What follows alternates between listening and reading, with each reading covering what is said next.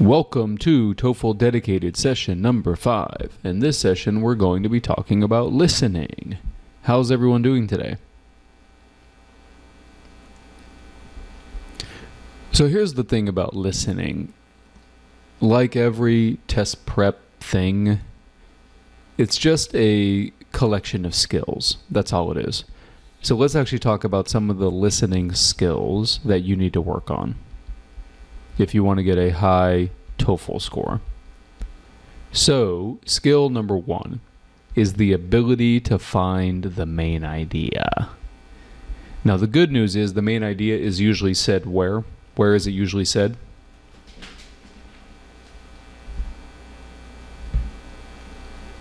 It's usually said in the beginning.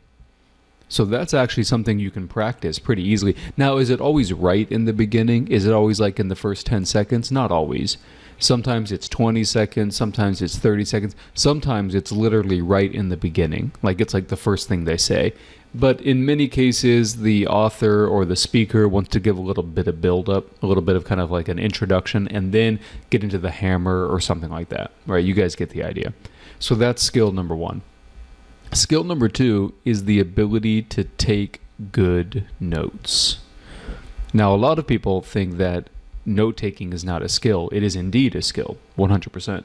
So, for example, if I say Diet Coke is delicious because I'm drinking a Diet Coke right now, are you going to write down the word Diet Coke? No, because you have no idea what the idea is. Shouldn't you write down DC, first of all, delish? Or DC yum? Why am I not writing down the word delicious? It's too long. Takes too long. So as you can see, note-taking is an actual skill, 100%. And then here is another one that a lot of people miss. A lot of people miss this one. You have to be able to recognize when the speakers are giving you new information. Now, isn't this very similar to GRE reading? How do I know when I get a new idea in GRE reading? What am I looking for?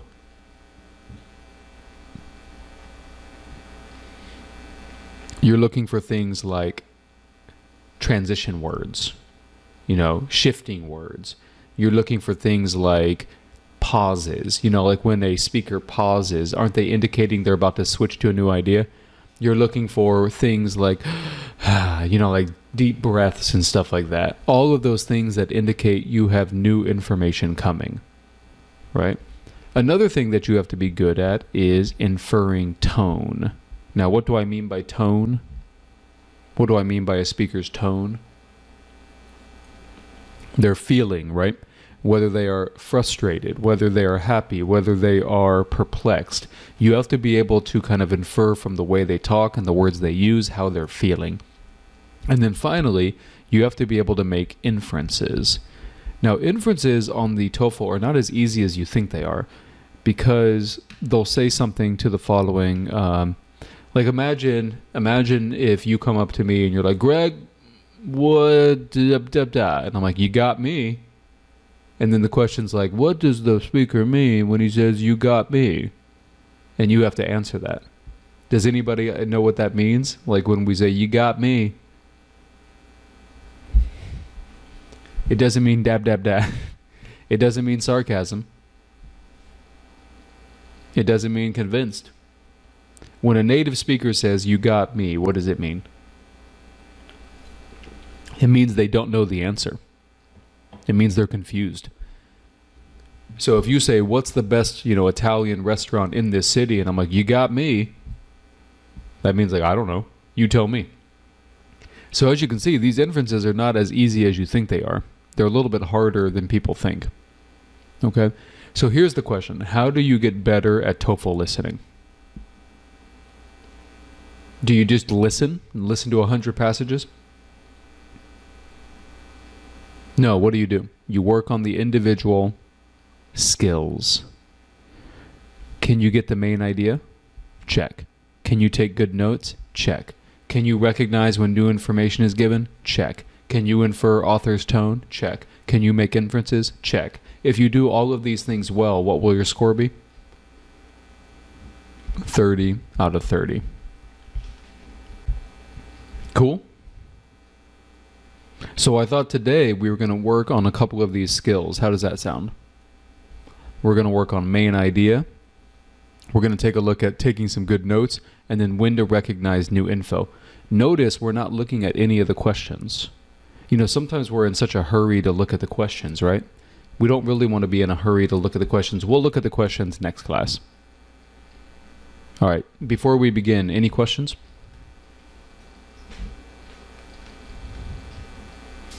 Okay, so what we're going to do is I'm going to play 1 minute exactly of a conversation, and I don't want you to take notes. So what skill are we going to work on first? We're going to work on, can you actually get the main idea? And we're going to listen to maybe 4 or 5 different things, conversations and lectures, and see if we can determine the main idea. Okay, are you guys ready? Are you pumped? Are you excited? Greg, should I watch old TOEFL videos or these new ones? Abhishek, it's up to you. You know, I'm always improving as a teacher, so maybe if you're kind of a vintage guy, you like old school, you like vinyl records, you can listen to the old one. Or if you're more of an iPhone guy, you know, you like AirPods, you can listen to this one. Sound good? Everything is a little bit different. All right, here we go. Can you guys tell me if this is audible? Listen to a conversation between a student and her photography. Is that audible? Okay. I'm only going to play it for 1 minute. Again, don't take notes. Don't get ahead of yourself. What you're listening for is the main idea. Okay? Good luck. Professor. Professor Johnson, there's something that's been on my mind. Okay. Remember last week you told us that it's really important to get our photography into a show, basically as soon as we can? Yep, it's a big step, no question. Thing is, I'm sitting here and I'm just not sure how I'd get there. I mean, I've got some work I like, but is it really what a gallery is looking for? How would I know? How do I make the right contacts to get into a show? I just really don't... Okay, hold on, slow down.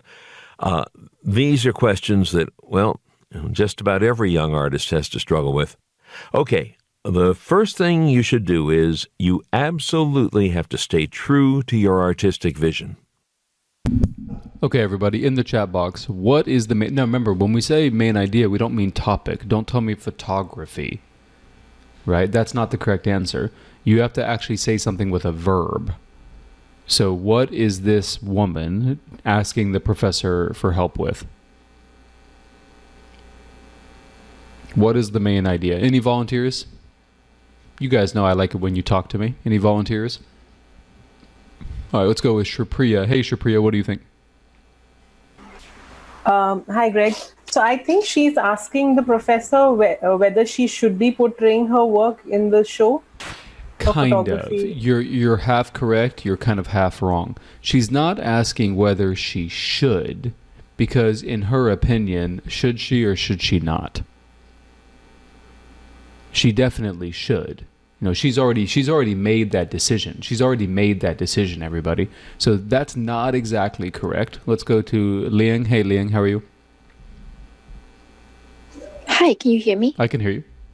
All right. So actually, she's wondering how she can have her photography shown at a gallery. Was it a gallery? Like an exhibition or a show. Exhibition or a show at a gallery. Exactly correct. So Liang is correct here. What she's asking for advice is, I know I have to be in a show. I know I have to be in an exhibition. How do I do that? How do I get in there? Okay. Make sense, everybody? That's main idea number 1. All right. We're going to listen to another one. Here's another one. All right. Same idea, guys. Listen to a conversation between a student and an employee in the university bookstore. Hi, I bought this book at the beginning of the semester, but something's come up and I'd like to return it. Well, for a full refund, store policy is that you have to return merchandise 2 weeks from the time it was purchased. But for assigned textbooks or anything having to do with specific courses... Wait, was it for a specific course? Yeah, but actually... Well, for course books, the deadline is 4 weeks after the beginning of the semester. So for this fall semester, the deadline was October 1st. Ouch. Then I missed it? But why October 1st? I guess the reasoning is that by October 1st, the semester is in full gear, and everyone kind of knows what courses they'll be taking that semester. I get it. So it's mainly for people who decide to withdraw from... Okay, volunteer. What is the main idea? Alina, what do you think?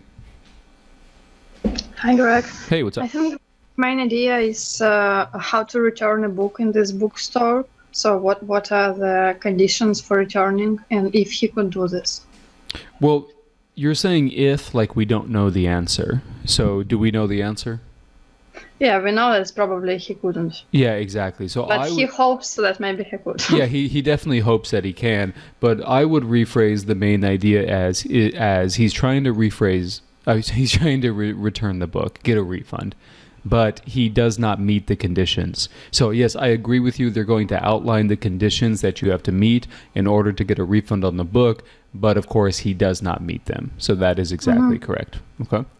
Again, notice Alina's using a verb. You know, he's trying to return the book. He's trying to get a refund. We're not just saying the main idea is library or bookstore, something like that. All right, Diana has a question. Hey, Diana. Hi, Greg. So I know we're talking about main idea, but do we have to also memorize when she said like 2 weeks and 4 weeks for specific? You do for the factual questions, which will be a different lecture. Because here, put it this way. If you can't get the main idea, you're kind of in big trouble, aren't you?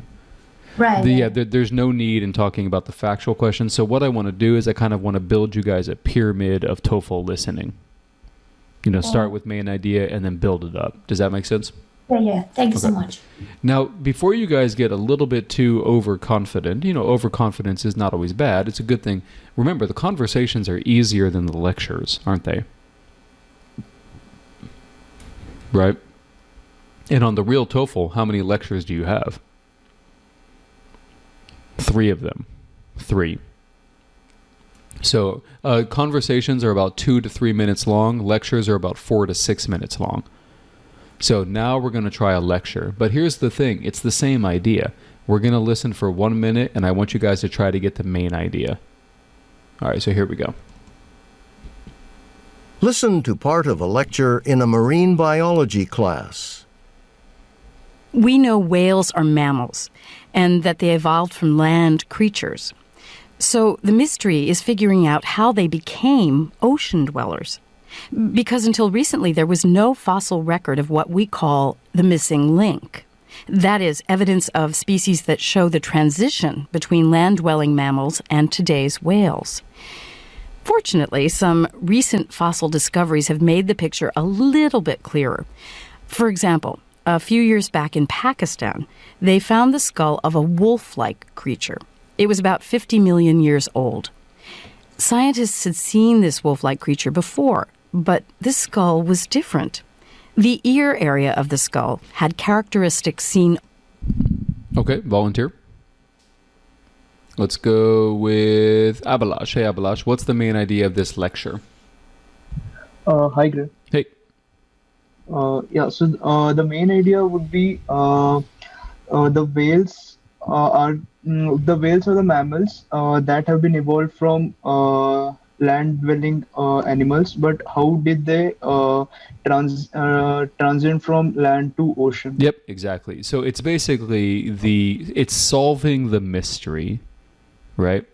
Solving the mystery of how the whales ended up in the ocean. Because like you said, they started on land, right? Yeah. Okay, very good. All right. I agree. Again, we don't need an exact answer. I think that the answer he gave is good. Does anybody have any questions about this main idea or anything in general? Hey, Dabo. Hello. Hey, Dabo. Good morning. Morning. Yeah, how are you? Good, how are you? I'm fine. What is the material we are using for this class? Good question. I only use ETS material. Yeah, if you guys, man, you think third-party GRE material is bad, third-party TOEFL material is shit. Like really bad. Like, wow. like you know, I don't even want to look at it. Right? Okay. Yeah. So yeah, you definitely want to use the ETS material. Hey, Dana, question. Hello. Hi. Hey. I just want to check. You said that the lecture is usually 6 minutes. And now Four to six, yeah. Yes. And now we're listening for only 1 minute, and we can get the main idea. So usually always the main idea ends up in less than a minute, right? Exactly, yeah. It's just, see, put it this way, whenever ETS is making a test, can they make the test by feeling, or do they have to make the test by almost like a puzzle piece? Puzzle piece?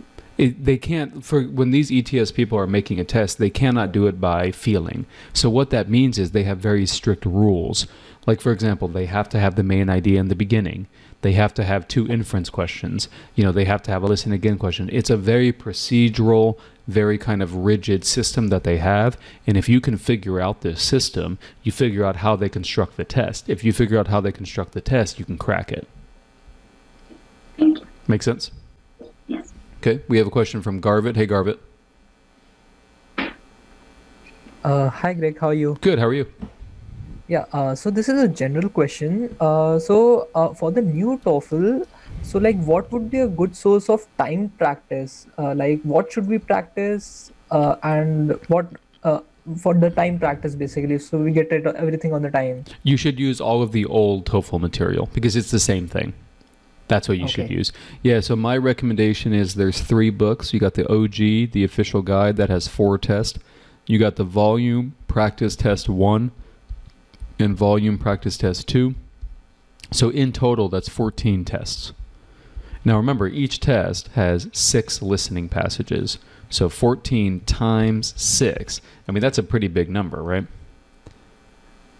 Okay. And one last thing, the timing and they're both the old and new TOEFL are pretty much same. So... They are the same. The new GRE, all it did was eliminate stuff. So it didn't change anything other than removing stuff. So for example, in the old TOEFL, you had 2 conversations and 4 lectures. In the new TOEFL, I believe it's 2 Is it 2 conversations and 3 lectures or something like that? Is that what it is, guys? 2 conversations, 3 lectures? Did they just remove one of the lectures? Anyway, it's the same stuff. They just removed a couple things. Okay. Thank you so much, Greg. Yep, no problem. All right, guys, we still have 3 more lectures to do. So here we go. Main idea of the next one. Get ready. Listen to part of a lecture in a European history class.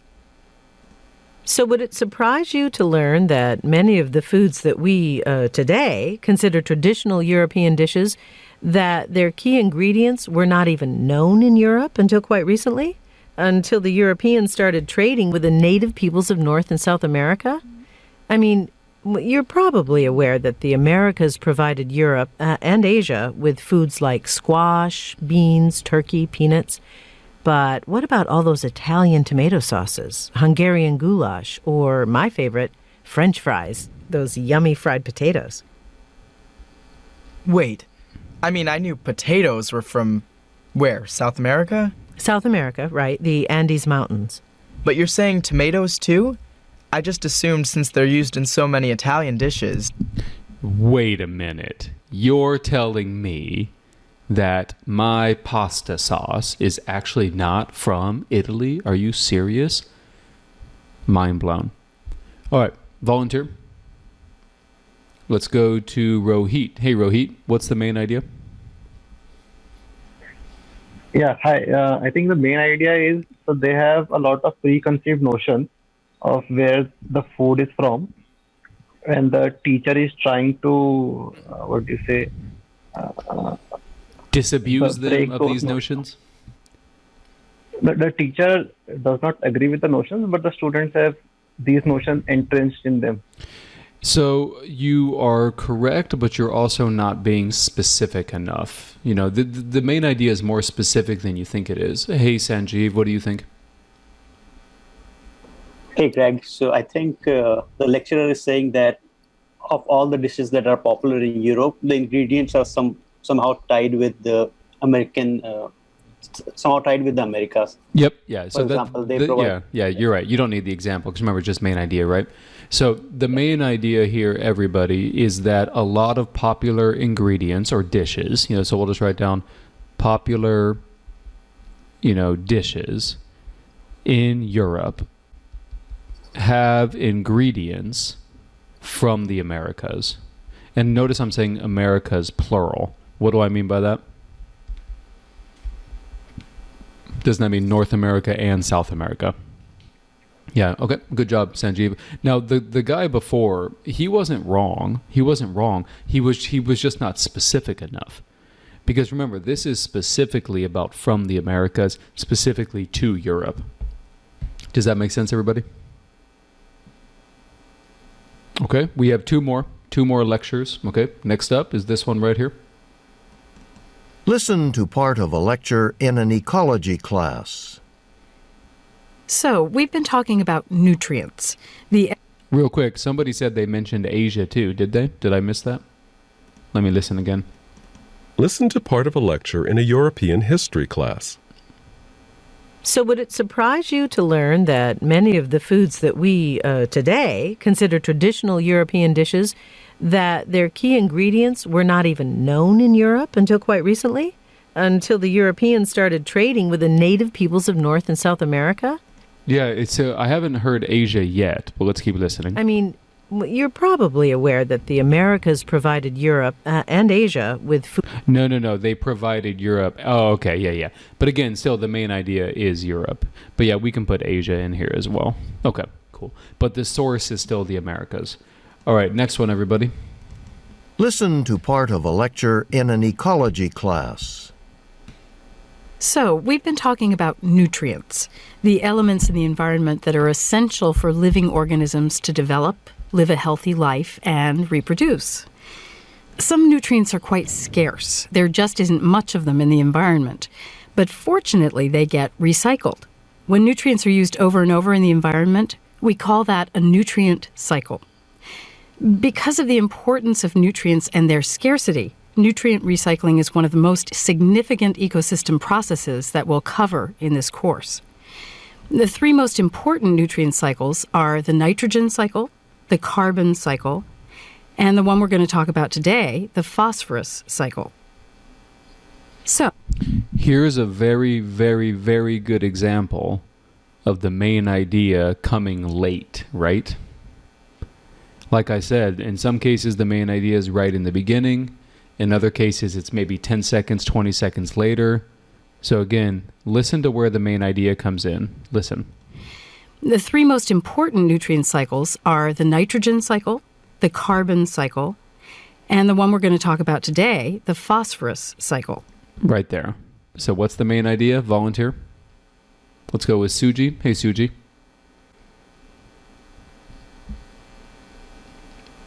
Suji, you there? Hi. Hey. Oh, phosphorus cycle? Exactly. It's the phosphorus cycle. Now, if you didn't, if you weren't paying attention carefully, you might think it's the nitrogen cycle or it's the recycling of nutrients in general. But no, in reality, what it is the phosphorus cycle and the recycling of that nutrient. Thank you so much. Now, do you know what this is? This is toefl messing with you. This is toefl playing a game with you. Can someone tell me why? What's the game they're playing here? What's the game they're playing here? The game that they're playing is, they didn't say the main idea until 50 seconds. Now somebody says, isn't this, there's missing a verb. You are absolutely correct. So the phosphorus cycle is important. And what does the phosphorus cycle do? It recycles phosphorus, a rare nutrient. Yeah. So what ETS is trying to do here is they're trying to trap people into a lot of wasted notes. You're writing down recycled nutrient, nitrogen cycle, carbon cycle, but in reality, all of that stuff is irrelevant. Really what it's about is the phosphorus cycle. All right. Hey, Garvit, question?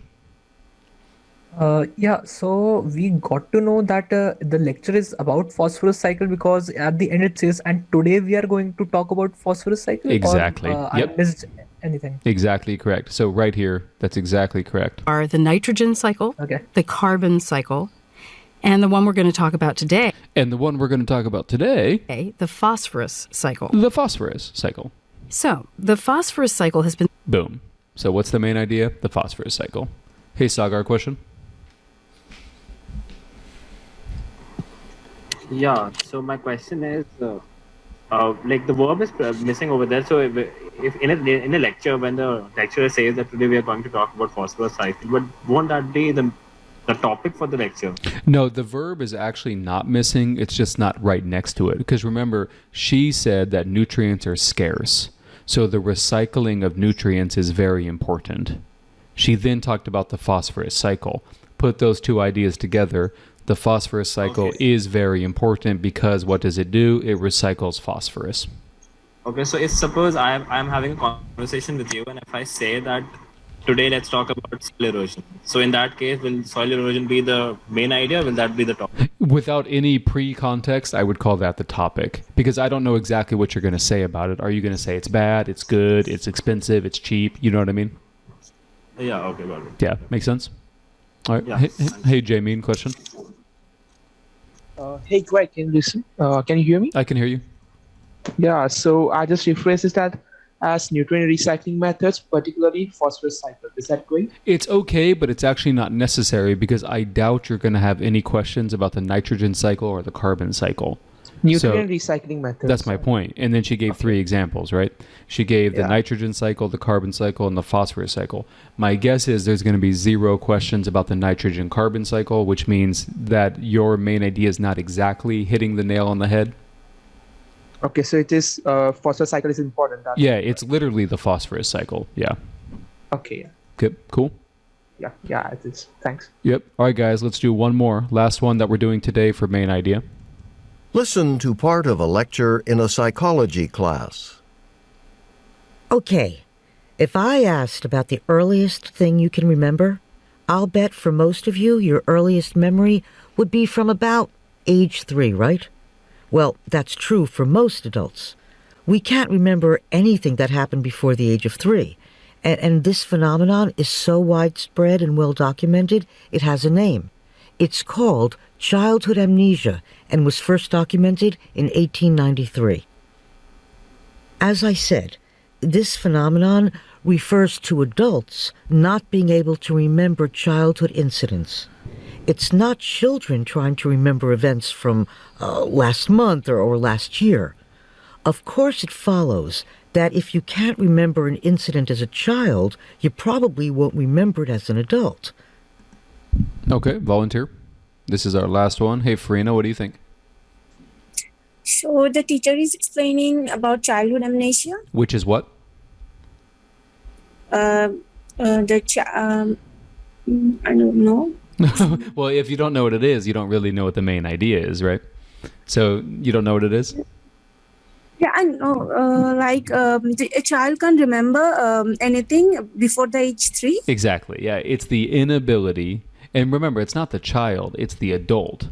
The inability for the adult to remember anything before age 3. So, for example, do you remember when you were 2, Farina? No. Yeah, me neither. I don't either. I mean, my guess is most of the people don't. So that's what childhood amnesia is. Now, a lot of you guys might be saying, hey, isn't this the topic? But remember, what the author said is this phenomenon is very widespread, and this phenomenon is very prevalent, and then they gave the definition of it. So yes, it's not exactly the topic, right? The opinion is it's a widespread phenomenon, and it's kind of something that they're trying to understand, right? Trying to understand why this happens. Okay, so let me lower everyone's hand. Does anybody have any questions about getting the main idea?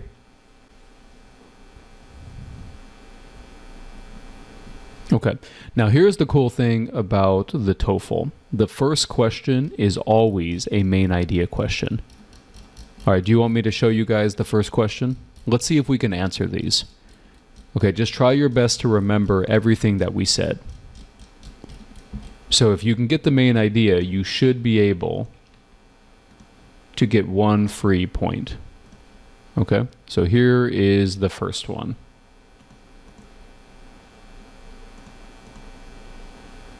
All right, right here.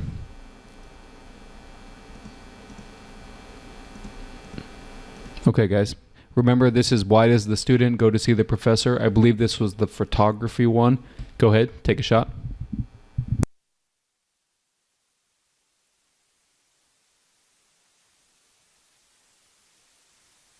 Do you see how easy it is once you actually get it? So the correct answer is C. Okay, let's look at the next one. Sorry, I should have done this beforehand. My bad. Don't be angry. So the next one is about the whales. Remember the whales here? All right, so let's go ahead and bring this over. I keep clicking on the wrong PowerPoint. Okay, go ahead, give this one a shot. Oops, let me get rid of the ink.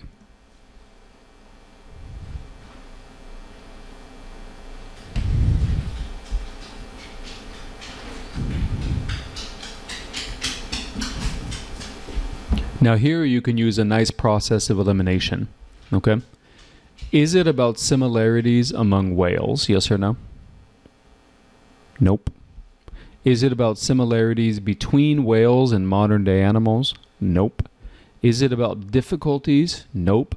Do you guys remember she said, hey, we're about to crack the mystery. We're about to crack the mystery. How do you crack a mystery? How do you crack a mystery? Don't you have recent evidence? For a long time, we had no idea what this was, right? For a long time, we had no idea what this was. But here comes the recent evidence. Okay? All right, next one, everybody. This is the European history one.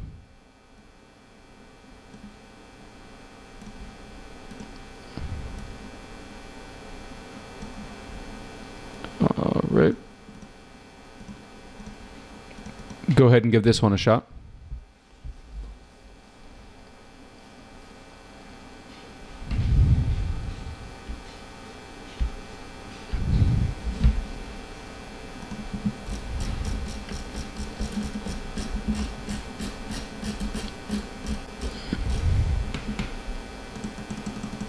So this one's a little bit tougher because they all talk about the American food crops, right?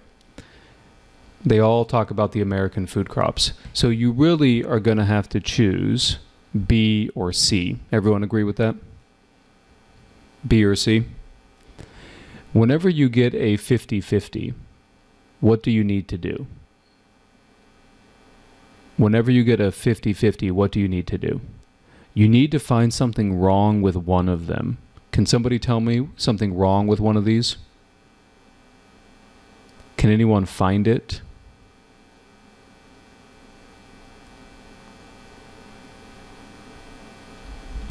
Do you see the word traditional here? Are they influencing traditional European dishes?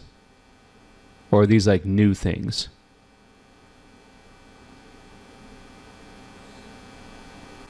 Hey Greg, can we listen another time if we want an exam? No, you cannot listen twice. You cannot listen twice, okay? So anyway, even if you can't choose between these two, you're still going to have 4 minutes of additional context to let you choose between these two, okay? So just by using this technique of finding the main idea, you should be able to eliminate answer choices like this. Okay? In my opinion, it's not going to be the influence on traditional dishes. At least that's not how I would interpret it. All right, let's go ahead and look at the next one. 1 second. I should have organized this better. Sorry. My bad, everybody.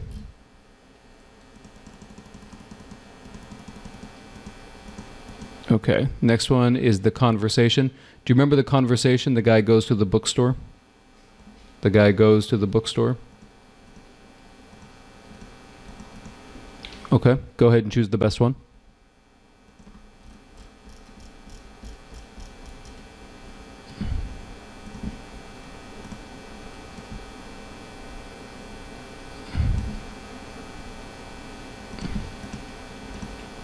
All right, and then here is the next one. Go ahead and choose the best one.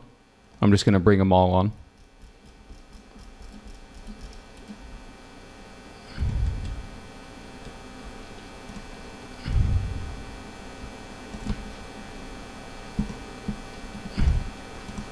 And then here is the last one. Go ahead, try that one.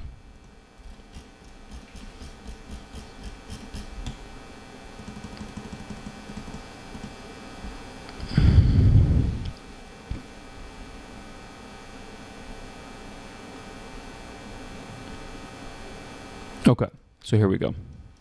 So come back up to the first one. So we should have 6. 1, 2, 3, 4, 5, 6. Okay.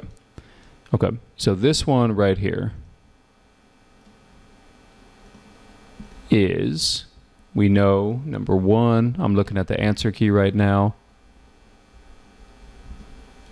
Number 1 is C.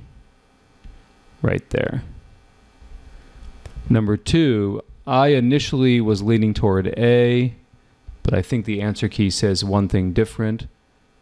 Okay, the third, let me see, number 6. Yes, okay. Number 12, this one is B, so my hunch was correct. It's not about the traditional. All right, this one, 18, what did you guys choose for this one? Yeah, this one is pretty clear, right? This one is obviously going to be C. Yep, we knew that one. Number 19, what is the main purpose of the lecture? So this one was all about the phosphorus cycle. I told you a lot of that information they gave you, like the carbon cycle and the nitrogen cycle, that was all just superfluous fluff, right? So what would be the best choice here? It's this one right here. It's just about how the phosphorus gets recycled in the environment. And then finally, for the last one, what is the main purpose of the lecture? Isn't it kind of trying to solve the mystery of why this is happening? Why do we have childhood amnesia? Why do we have childhood amnesia? Right there. So the correct answer is going to be A. Now let's go back to this one right here. So this one right here, I initially was leaning toward A because they did describe that this is a mystery and that, hey, maybe some of it has recently been solved. But let's go ahead and listen to the first minute again. 1 second. All right, number 6. Okay, 35. Listen to part of a lecture in a marine biology class. We know whales are mammals and that they evolved from land creatures. So the mystery is figuring out how they became ocean dwellers. Because until recently, there was no fossil record of what we call the missing link. That is, evidence of species that show the transition between land-dwelling mammals and today's whales. Fortunately, some recent fossil discoveries have made the picture a little bit clearer. For example, a few... To me, it still seems like A. So let's keep listening because the answer key says maybe the main idea is like way late. Maybe ETS is messing with us. Years back in Pakistan, they found the skull of a wolf-like creature. It was about 50 million years old. Scientists had seen this wolf-like creature before, but this skull was different. The ear area of the skull had characteristics seen only in aquatic mammals, specifically whales. Then also in Pakistan, they found the fossil of another creature, which we call Ambulocetus natans. That's a mouthful, eh? There's an inference, but that's a mouthful, eh? What is she implying with that? That's a mouthful, eh? What is she implying? Yeah, difficult to say. The name Ambulocetus natans comes from Latin, of course, and means walking whale that swims. It clearly had 4 limbs that could have been used for walking. It also had a long, thin tail, typical of mammals, something we don't see in today's whales. But it also had a long skeletal structure, and that long skeletal structure suggests that it was aquatic. And very recently, in Egypt, they found a skeleton of Basilosaurus. So right now, the answer key says B, but I'm not finding anything about difficulties.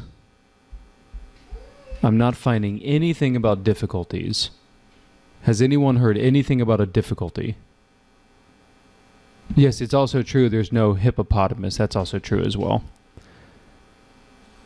I'm just wondering. Basilosaurus was a creature that we had already known about for over 100 years, and it has been linked to modern whales because of its long whale-like body.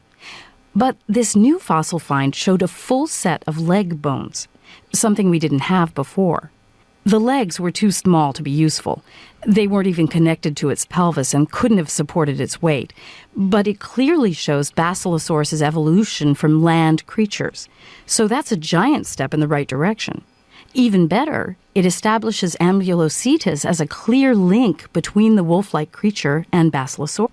To me, it sounds like everything's getting better. I hear nothing about difficulties. Of course.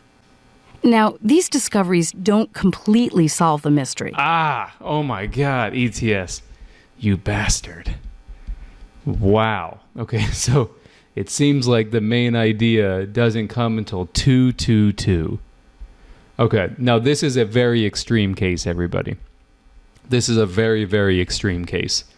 Yeah, so in most cases, I'm talking like 95%. 95% of the cases, the main idea is going to be within the first minute. So don't think that this technique is not effective, because it is very effective. It is a very, very effective technique. Now, like I said, in reality, you're going to be listening to the whole thing, and you can use that additional information as context for the main idea. But in this case, this is a very extreme case, a very, very extreme case. Yeah. All right, guys. So basically, we did a pretty good job. So this is C. This is going to be B, not A, B. This one right here is going to be B, again, because it's not about traditional, it's about the new dishes. This one right here is going to be C. This one is D. This one is A. Okay, any questions about this, guys? All right, someone's raising their hand. Hey, Priyanka, how are you? I'm great. How are you? Pretty good. So for the sixth question, I believe like in the beginning they are saying, that they could not actually find the connection. That how did they come to see? Okay, like let's they listen one more time. Let's see if we can hear it in the beginning. Listen to part of a lecture in a marine biology class. We know whales are mammals and that they evolved from land creatures. So the mystery is figuring out how they became ocean So they say there's a mystery, all right? dwellers. Because until recently, there was no fossil record of what we call the missing link. It says there was no fossil record of the missing link. Notice the grammar. There was no. So that means now there is a missing link, right? Now we have it. Now we have it. So does that mean difficulty, or does that mean we actually solved the problem? To me, that sounds like we solved the problem, right? So I'm still hearing nothing about difficulties. That yeah, is but evident. I am Go ahead. okay. Yeah, I'm not in support of A because I felt, they're just No, trying no. to. I'm not saying support A. I'm saying justify B. That's what I'm saying. Yeah. I agree with you. A has problems. Clearly, the hippopotamus is a problem. But I'm saying, how do you justify this right here in the first 1 minute? Because they're trying to draw many conclusions, to. Are they trying to, or are they successful? Listen to the grammar being used. They became ocean dwellers. Because until recently. Do you see it says until recently? Okay. If I say to you, until recently, I was fat, what does that mean about right now? No, I'm not. Exactly. So until recently, we had no information. What does that mean now? So now we do have. So that's why this still doesn't justify difficulties in my view. Does that make sense? Yeah. Yes. Okay. So I think this question's pretty tough because that main idea doesn't really get hit home until like 222. Hey, Jamie, question? Yeah, great. Can we go back to traditional question number 12? Sure. Yeah, I didn't get it why it is B and not C. So remember, these American food crops were used to create new dishes in Europe, not to influence old ones. But can you hear the auditor once? Sure. I just want to confirm. Yeah, let's listen again. Listen to part of a lecture in a European history class. So would it surprise you to learn that many of the foods that we today consider traditional European dishes? We consider them to be traditional European dishes, which means in reality they are traditional or not traditional? No. Not traditional. So that's evidence number one. That their key ingredients were not even known in Europe until quite recently? Until the Europeans started trading with the native peoples of North and South America? I mean, you're probably aware that the Americas provided Europe and Asia with foods like squash, beans, turkey, peanuts. But what about all those Italian tomato sauces, Hungarian goulash, or... So here's an example, right? Italian tomato sauce. The key ingredient is tomato. So were the Italians using a different kind of sauce before the tomato? That's not what I'm hearing in the lecture. Or my favorite, French fries. And then here's another thing, French fries. So French fries without potatoes, do you have French fries, yes or no? No. No. So was there such thing as a traditional European French fry before the potato? No. So that's why I'm honing in so much on the word traditional right there. Make sense? Okay. Yeah. Because of main idea, like I didn't consider the term consider. I just wrote that additional foods key ingredient was not came from America. Well, you can see in C they're trying to trick you, aren't they? Yeah. What everyone in the chat box, what word in here is trying to trick us with C? Traditional. It's the word influence. Because think about it. Whenever we read the word influence, do we fall in love with this word or do we hate it? We fall in love with this word. And that whenever we fall in love with this word, our brain is now biased. And whenever we see a problem like the word traditional, we ignore it. Make sense? Yeah. You guys all have a friend who's like super in love with their girlfriend or boyfriend, right? And then no matter what you say to that friend, the boyfriend or girlfriend cannot see the flaws in their partner, right? They just cannot see the flaws. And you're like, man, dude, your boyfriend, he's kind of aggressive, he's kind of annoying. And then, maybe the woman's like, no, not really, he's fine. The flip side is, there's a flip side with a male-female relationship. As you can see, whenever you're in love with somebody, it's much harder to see the flaws. Isn't ETS doing this to your brain right here? So when you read to describe the influence of American crops, you guys fall in love with this answer. Is that true? You guys fall in love with this answer? And then you ignore the problem. The problem is there's no such thing as a traditional European French fry. Does that make sense? There's no such thing as a traditional European French fry. Yeah, okay. So hopefully I've convinced you guys. Suji, hey Suji. Suji, you there? Hi. Hey. I thought main idea in the lecture the most talking topic, right? Not necessarily. Notice how these main ideas have verbs. The influence, the introduction. So it's not necessarily mostly what they're talking about. And let me show you what I mean. They're mostly talking about American food crops, right? Yes. But notice that B has that, C has that, D has that, and then A has that. So it's not very helpful. Okay. Yeah. Thank you. Mm-hmm. Let's go to Farina. Hey, Farina.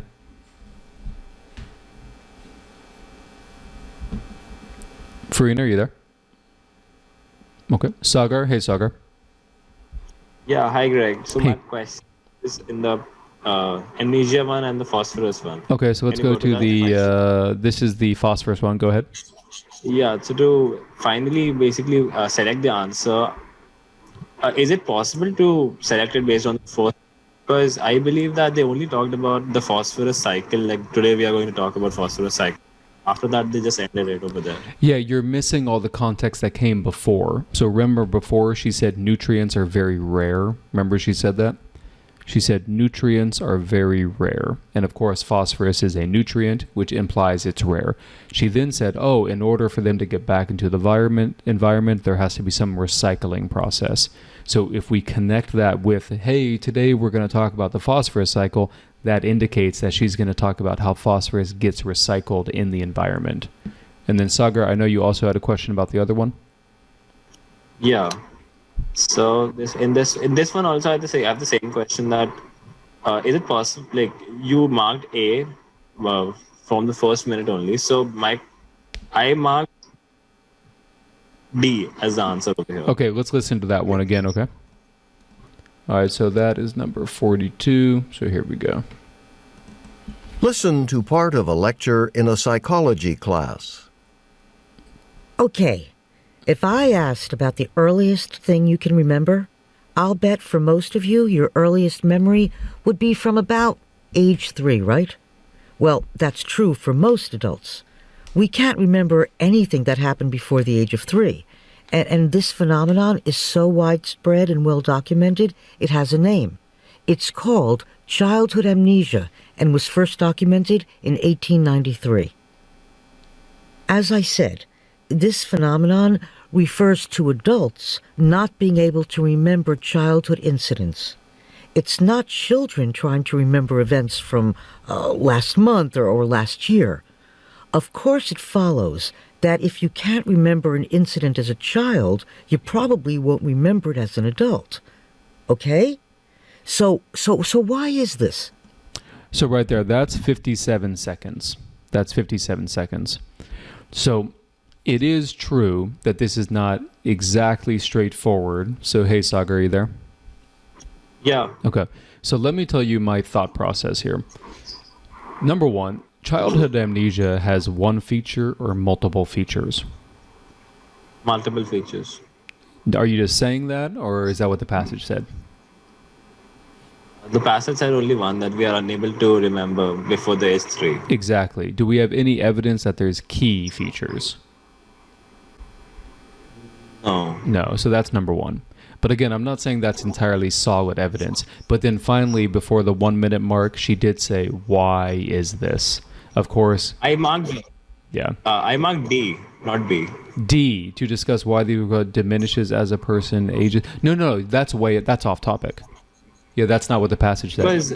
Because they do talk about that when you get as like the adults are unable to remember, right? No, that you had a misunderstanding. You had a misunderstanding of the passage. It's not as a person ages. This implies that there's an inverse relationship. As I get older, I remember less and less. So those in the chat box, is that what the passage said? Did they say there's some kind of inverse relationship? No, what they said is we can't remember anything before the age of 3. That's what it said. So, Sagar, this happens all the time. I'm not saying you're wrong entirely. I'm saying you just had a slight misunderstanding of the passage, which resulted in D right there. All right. Hey, Alina, how are you? Hi, Greg. Yeah, I'm good. Sorry, can we go back to this traditional thing? Sure. Traditional. So, do I understand correct that the key to solve this thing is to understand that like dishes which we like believe to be traditional, but they not really are, right? Yep, exactly, 100%. That's okay, exactly how you should understand it. And as someone, I think you're from Europe, right? Or Russia. Okay, well, yeah, whatever. Some people call that Asia, some people call that Europe, right? Yeah. I'm sure that there's some kind of Russian dish, and I'm spitballing here, I don't know for sure, that incorporates an American ingredient that maybe... Yeah, absolutely, like potato. Yeah, and maybe even many Russians, if you just go around the street, hey, where's the potato from? Where's the potato from? They might have no idea. They might assume it's a traditional Russian dish, something like that. That's what they're saying. Yeah, I see. Okay, thanks. Yep, makes sense? Yeah, now I get it. All right. Cool. Are we good, everybody? We cool? Okay. So I did want to talk about a couple other things with listening. How do we know when we get new information? So let's do that for about 5 minutes. And then I'll do the first one with you guys. So we're going to go listen to this conversation again about the photography. And I want you to notice certain things in the student's speech. Listen to a conversation between a student and her photography professor. Professor Johnson, there's something that's been on my mind. Am I going to write that down? Yes or no? No. Okay. Okay. Seems like the professor is doesn't want to hear it. Remember last week you told us that it's really important to get our photography into a show, basically as soon as we can? Yep. Anytime you hear a change in speech, like from the student to the professor or from the professor to the student, that indicates you might be hearing new information. It's a big step, no question. See right there?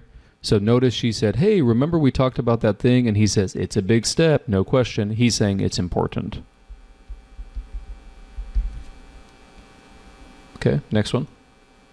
Thing is, I'm sitting here and I'm just not sure how I'd get there.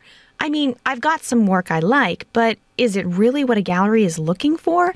So notice what the native speaker is doing here. The native speaker says, not sure, and then immediately follows that up with, I mean. Anytime you hear something with I mean, that is an indication that here comes some new information. So what this means in native English is they're going to elaborate, give more information about what the problem is. How would I know? How do I make the right context to get into a show? I just really don't. Okay. Right there. Is this a new person speaking? Yes or no? This is a new person speaking, so keep in mind it's coming. This is stuff you want to take notes about. Hold on, slow down. These are questions that, well, just about every young artist has to struggle with. Okay, the first thing you should... Right there. Did everyone hear it? Did everyone hear that right there? Very important thing. What did he say? The first thing. Did everybody hear that? The first thing. That kind of stuff is gold. This kind of stuff is gold. Whenever you hear the first thing, are you going to like stop listening? Oh, this is bullshit. I'm not going to listen to this. This is stupid. No, this is when you turn your brain on. This is the good stuff. Yes, Abhishek says focus. Yes, focus on this part. This is important information. Whatever the professor says here, I guarantee you is important information, and you need to get it. The first thing. Okay, so let's see what the professor says. Do is you absolutely have to stay true to your artistic vision. Is that? Do you think there's going to be a question about that? You have to be yourself. You have to follow your heart. You have to follow your instincts. I guarantee you there's going to be a question about this. I absolutely guarantee you. In fact, I'm so confident that I'm going to look right now and prove it to you. Because again, the first thing is such an important thing. If there is no question about this, that would be embarrassing, but we'll see. All right. I found, okay. Yep, I found it. Question number 2. See how, man, it's so predictable. This stupid test is so predictable. It's just like a stupid game. I feel like I'm sitting in these ETS boardrooms designing these questions. Look at that. Go ahead. Answer the question.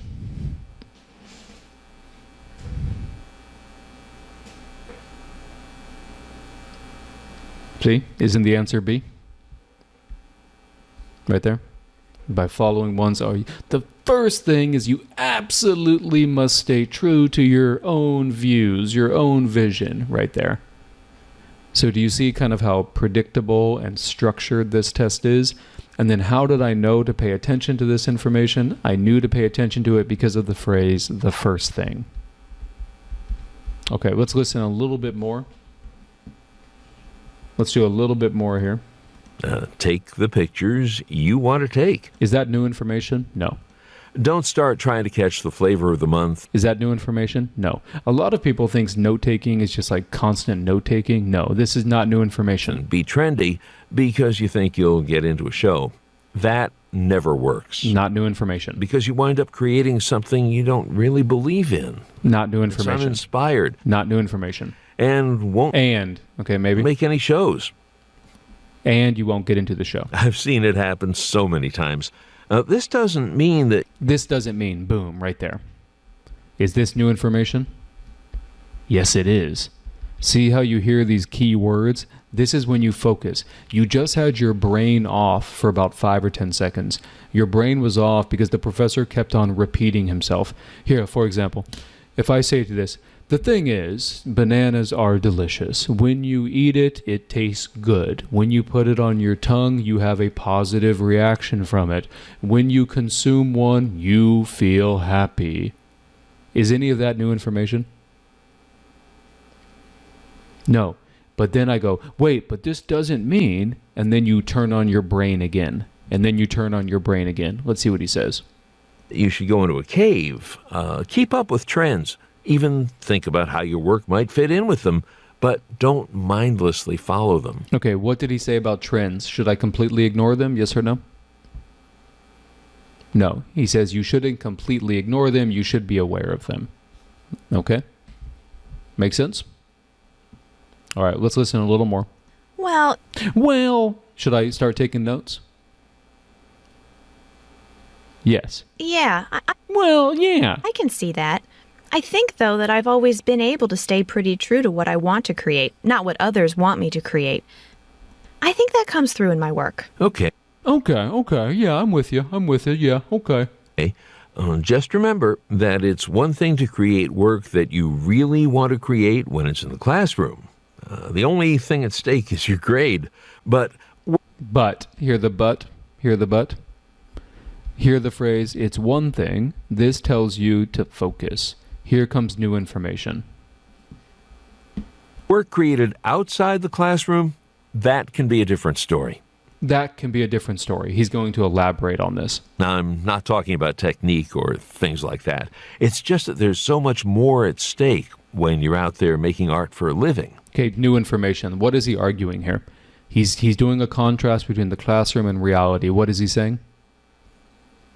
He's saying when you're outside of the classroom, there's much more at stake. What does that mean, if there's much more at stake? Basically, if you make a mistake, you can't pay your house bill. If you make a mistake, you can't pay your mortgage. If you make a mistake, you're not going to sell your art. There's a lot of pressure to become something you're not, and people often surrender to that pressure. Right there. People surrender to the pressure of following the trends. But to get stuff New person. Here's a new person. Take notes. exhibited, Well, you need to be a bit of an opportunist. You have to be an opportunist, right? A new piece of information. An opportunist is someone who takes advantage of situations. Common sense things like always having a sample of your work on hand to give to people. You won't believe the kind of contacts and opportunities you can get this way. And did everyone hear the and? This word is much more important than you think it is. What's the author going to do here? What's the speaker going to do here? The same information or new information? New information. Try to get your work seen in places like restaurants, bookstores. You'd be surprised. What's the new information, everybody? Try to get your work seen in restaurants, bookstores. Yeah, you'd be surprised, right? Let's see if there's a question about this. Yep. Man, this crap is so easy. So structured. Put me in the ETS boardroom. I swear, it's like paint by numbers. It's what Matt Damon said to Robin Williams in Good Will Hunting. Just following a format, following a template. So everyone, right there, remember the and? I said the and is important because it's new information. Well, what do you know? According to the professor, what are 2 ways young photographers can market their work? Display their work in places other than galleries, restaurants, stuff like that. All right, let's go ahead and finish this up. Surprised how word gets around about photography in places like that. Okay, this might be new information. It's just so hard to think about all of those practical things and make good work, Okay, there you go. So what did we talk about today? We mostly talked about main idea. We also talked briefly about listening for these words that indicate new information is coming. So we will practice that more in session number 6. Cool, everybody? All right, guys. Talk to you later. Hope everyone has a good day. Oh, we do have a couple questions. I'll take 2 questions. Hey, Nishindra. How are you, Nishindra? I'm good, Greg. I have a question that there's some questions which are detailed questions. So like in this question also they're telling about restaurants and cafeterias. So how do we know whether whether we should note down the details or not? We'll talk about that. But the main answer is whenever they're giving you new information, you should write down the detail. Okay. Yeah, do you remember how the professor said and, right? That would be when I write down some of that detail. Okay. Shripriya, question. Last one of the day. How you doing? Hi, I'm good. I wanted to know what is the second answer? Like, did I miss They it? said have a sample of the work. I believe it was A. I think that's what they said. All right. Okay. Yeah. Thank you. Yep, no problem. All right, guys, have a good day. Hopefully you learned a little bit more about how ETS makes these listening passages, and we will talk more about this in session number 6. Okay, bye-bye.